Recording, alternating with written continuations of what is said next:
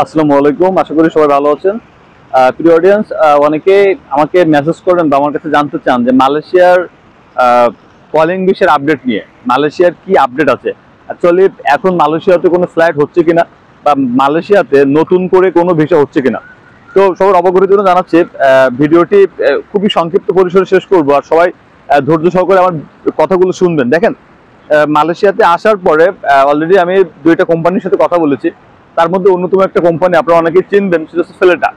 তো আমি ফিলেটার অফিসে গিয়েছিলাম এবং ফিলেটার সাথে কথা বলেছি যে বর্তমানে তাদের তাদের মানে কি রুল আছে বা তারা কি করতে চাচ্ছে বা কলিং এর আপডেট কি। দেখেন, অনলাইন প্ল্যাটফর্মে আমরা যে বিষয়গুলো দেখি বা আমরা যেটা দেখি সেটা অনেক সময় সত্য হয়, মিথ্যা হয়। যেমন আজকে আমি এখানে দাঁড়িয়ে কথা বলতেছি, আমি সত্য কথা বলতে পারি, আবার মিথ্যা কথা বলতে পারি। এটা জাস্টিফাই করবেন কিভাবে? তো ব্যাপার হচ্ছে যে কথাই বলি না কেন, জাস্টিফাই করে নেওয়া উচিত। দেখেন, সরকার অনুমোদিত এজেন্সি কখনোই সরকারি নির্দেশনার বাইরে লোক পাঠাতে পারবে না। তো ব্যাপার হচ্ছে সরকারি নির্দেশনা অনুযায়ী বাংলাদেশ থেকে কলিং ভিসা সম্পূর্ণরূপে বন্ধ আছে। তো কলিং ভিসা যদি বন্ধ থাকে তাহলে তো ভিসা প্রসেস সম্ভব না। ভিসা যদি বন্ধ থাকে তো ভিসা প্রসেস কেমনে হবে?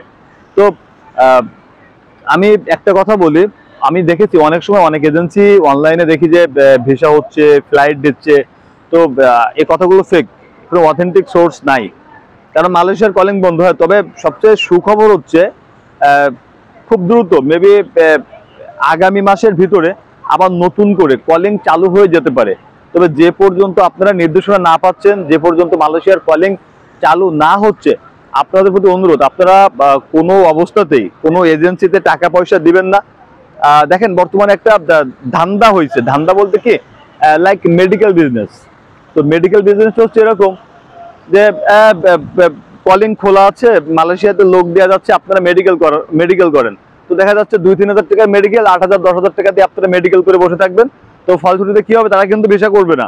সে আপনার কাছ থেকে 10,000 টাকা নিল, 2,000 টাকা মেডিকেল করাইলো, 8,000 টাকা তাদের লাভ। ওইভাবে যদি 50 জন বা 100 জনে মেডিকেল করায়, তাদের তো আই থিঙ্ক লোক বিদেশে পাঠানো লাগে না, এমনিতে তারা বেনিফিট লাভ করতে পারে। তো বিষয়টা এরকম যে যেভাবে যার মাধ্যমে যোগাযোগ করেন না কেন, কোনো অবস্থাতেই অ্যাডভান্স টাকা পয়সা দিবেন না, কোনো অবস্থাতেই সরকারি নির্দেশনা না পাওয়া পর্যন্ত মেডিকেল করবেন না। কারণ সবচেয়ে বড় এবং অথেন্টিক কথা হচ্ছে, মালয়েশিয়াতে কোন রকম কলিং খোলা নাই, মালয়েশিয়াতে টোটাল কলিং বন্ধ আছে। তো আপনারা যারা চাটুকদের বিজ্ঞাপন বা অন্য এজেন্সির লোভনীয় অফারে পড়ে মালয়েশিয়ার কলিং এর জন্য লাফালাফি করেন, প্লিজ একটু সাবধান হয়ে যাবেন। আর মানে একটু ইয়া রাখি, মানে একটা কথা বলি, মালয়েশিয়ার কলিং খোলা নাই, ঠিক আছে, এটা আমি বলছি, আমি আবিদান নোহার, আমি আপনাদের সামনে বলছি মালয়েশিয়ার কলিংটি টোটালি বন্ধ। কিন্তু আপনারা চাইলেও কিন্তু মালয়েশিয়া আসতে পারবেন। আপনারা যদি বলেন যে না মালয়েশিয়ায় আমরা আসবো, তাহলে কিন্তু আসতে পারবেন। এই মালয়েশিয়া আসার অনেকগুলো মানে অনেক সিস্টেম আছে। আপনি চাইলে মালয়েশিয়া আসতে পারবেন, অনেক সিস্টেম মেনটেন করে আসতে হবে। তো আমার পরবর্তী ভিডিওতে আমি সেই সিস্টেমটা বলতেছি। তো যারা খুবই ব্যস্ত, মানে মালয়েশিয়া ছাড়া ওয়ার্ল্ডে আর কোনো কান্ট্রি নাই, মালয়েশিয়াতে আসতেই হবে, কলিং উপেক্ষা করে তাদের মালয়েশিয়াতে ঢুকতেই হবে, তো তাদের জন্য ভিন্ন একটা পথ আছে। তো সেই বিষয়টা আমি আমার নেক্সট ভিডিওতে বলবো। যারা এই ভিডিওটি দেখছেন এবং আমার কথা যারা পছন্দ করেন, যারা আমাকে ভালোবাসেন, অবশ্যই লাইক, কমেন্ট এবং শেয়ার করবেন, আমাকে সমর্থন করবেন। আর পরবর্তী ভিডিওতে মালয়েশিয়া আসার স্টেপ সম্পর্কে আমি বিস্তারিত বলবো।